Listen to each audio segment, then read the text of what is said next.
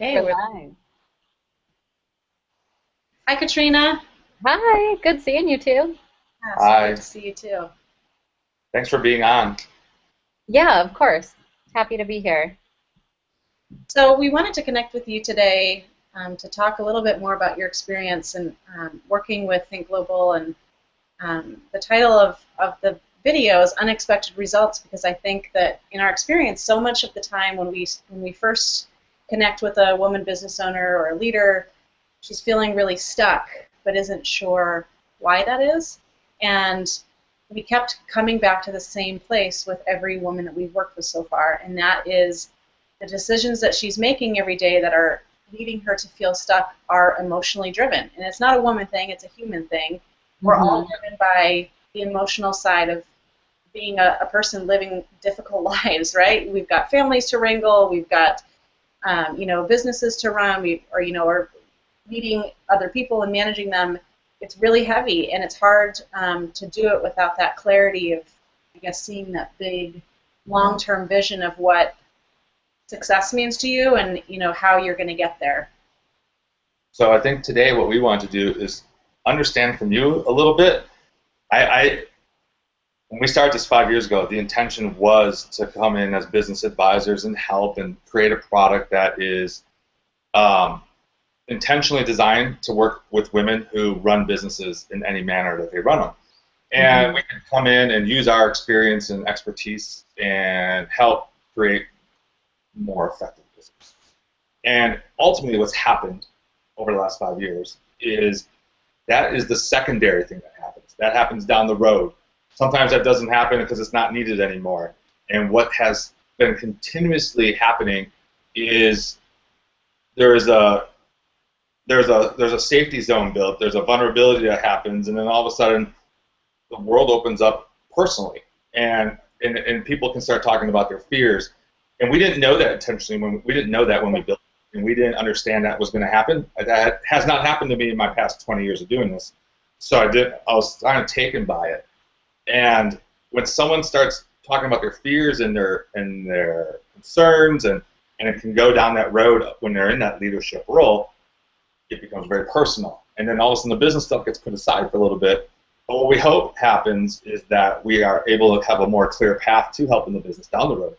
That's been our experience. And Yeah. over the 5 years, we've switched a lot of things. And we want to get your take on it as someone who we've worked with, and where it's gone and where we're going, and just get a little bit better understanding of what your experience was. So what's interesting, I met Amy first. She was at a local event and just talked about the program for 10 minutes or so. But what's funny about it is, Amy, when you and I met, like there was nothing on my radar that says, "Hey, I'm going to this event tonight. I hope I find a business advisor." Like I was just kind of networking, and you happened to be there, and I think I can totally relate to that piece of feeling stuck. And part of it was, so at that point, I think our business was roughly 3.5 years old, and we're now 5 years old.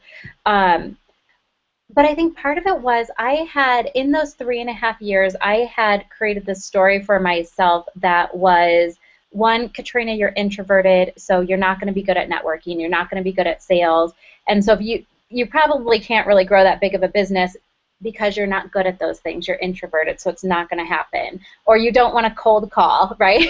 like, um, so there was that story in my head combined with what I do.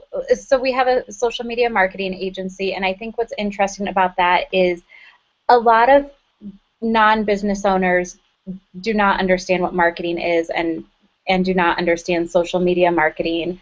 And my family happens to be a lot of very blue collar union workers, like plumbers, construction workers, and so the support for me to start this company just was not there. And even 5 years in, with the success we have seen, I'm starting to see more supporters in my family, but they still don't know what it like. They have no idea what I do, and so I think knowing that I was stuck, and one of the things that, Amy, you didn't even mention, but it was Christy, who had also been through your program and worked with you. She was at that event, and she stood up just to say, you know what? Once you meet Amy and Steve, you're like family, and whatever it is you need help through, they help get you through that. And when I heard that, it like I didn't know. Like I didn't know, was sales my problem? Was how the team was built and how the company was structured, was that the problem? Or was it me and lack of confidence and lack of support the problem? So, I mean, I guess that's kind of what I came into it as. But then in our first meeting, Amy, when you and I sat down for coffee, it became really apparent to me that you were going to listen to me and hear where my values are. Like you and I are very similar in that family is really important, and being really involved in family is important. And I have in the past few years listened to other business advisors who consistently tell me I need to work 50 or 60 hours a week if I want to grow where we want to take this company. And for me, although I work very hard, and that is truly one of my values, and I will absolutely do whatever it takes, it's not in alignment with my family value. And so there's constantly that clash when I hear that. And so that was one of the things that really got me interested. It was that piece of being family and the piece of you're going to listen to where, to the things that I value, and we'll work around that piece. Did you feel our intention always was to pull you out of your business? We always say the reason we set it up the way we do is not only to create that family connection with all the other people, but also to pull you out of it. And did you feel like you were getting that time and space needed to have these conversations, or were you coming in there with agendas in your head and distracted and just wishing for something else? What was that like? Well, it's funny, and I'll be totally honest, because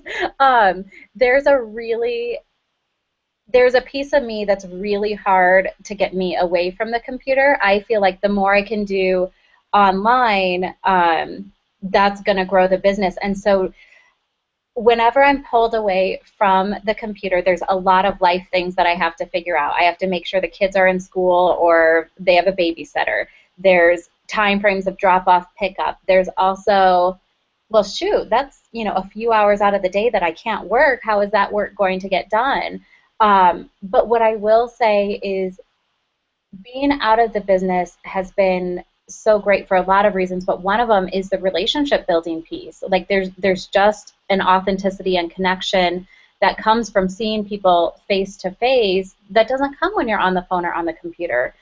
And with that, I mean, you two have been through some great highs in the last year or two with me, and some amazing lows too. And there have been plenty of tears along the way, to where like you need to see people and meet people, as and I run a social media agency, and so I'm a huge supporter of the connections that come from social, but it doesn't take away from what happens in person. Yeah, that's good. I think that so many times you come into situations or experiences that you don't know what to expect with. Yeah. Expectations or an agenda of what you want to get out of it. And I think that was the surprising part for all of us, was that Steve, as a career business advisor, was ready to work on the business side, right? The tactical things, the marketing things, because that's been his experience working with corporations or I guess male-dominated businesses. And so it's just that we do business differently. And so men are still run by emotions as well. They're human beings, but women, like you said, you also have the additional responsibility of leading a family and all of those things that you mentioned. The pickup, drop off. That's real.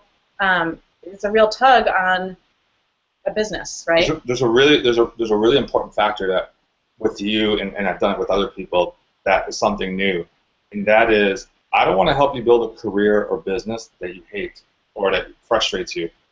And I can come in and help you build a strategy, and that would be super easy to do. And it would involve you working 50, 60 hours probably. It would involve a lot of things, but it would not take into account what you just said about your family and what you actually want. And what you actually want, and where you're strong, right? And being honest about your strengths and saying, I like being behind the computer. Well, then let's build something that helps that. And it's interesting because when we work with companies and we work with business leaders and organizations, everyone comes in with these preconceived thoughts of what this should be. It's never that. There's always these unexpected realities. Yeah. But here's the amazing thing. If you go through this exercise, has it allowed you to operate your business, lead your business more effectively? Have you been more, is your perspective bigger? What has going through all that allowed you to be a better leader? Yeah. You know what, Steve, and I don't know if you even remember this, but I remember it because it had a huge impact on me and just totally, it kind of won me over. And one of your first questions after we started to get to know you and I had my first meeting with you, you said, do you prefer to be on stage in the spotlight or behind the scenes? And I, as some people may have to think about that a little bit, I don't have to think about that. Like, behind the scenes is fine with me. And what felt so good to me was whatever we were going to build and do in our time together was going to be built on the basis of Katrina doesn't want the spotlight. There's probably not going to be a national book tour with Katrina, or she's not going to go on the national speaking circuit. And I think why that felt so comforting to me is because through this journey, at being 3.5 years in at that point, I had constantly heard, Katrina, you need to do more cold calls. Like, that is where it's at. You need to pick up the phone and call people. Or, Katrina, you need a pitch. You have to get yourself on stage. And the emotional toll that those things take on me, and just from an energy level, from a confidence level, it's not how I work. It's not easy for me. There's a lot of other things that do work for me and have, but it's not those. And so knowing that we were going to build this around areas where I felt like, hey, that's easy. I'm confident in that. I can do that. It just brought a lot of peace to our time together. Good. And how are things going? Well, so awesome. I mean, I think if we just look at from a tangible perspective, in the last year, I think when we started working together, I probably had maybe 3 or 4 team members and maybe 10 or so clients. We now have about 10 team members and about 30 clients. And we've grown. Last year, we closed the year at 300% growth from a revenue standpoint. So, I mean, there are real measurable things that have happened on top of the fact that I feel like I know what to do. Like, each day when I start work for the day, I know what seeds to plant. I know what relationships to nurture. There's just a whole lot more focus, and I'm much more in a leadership role than I was before.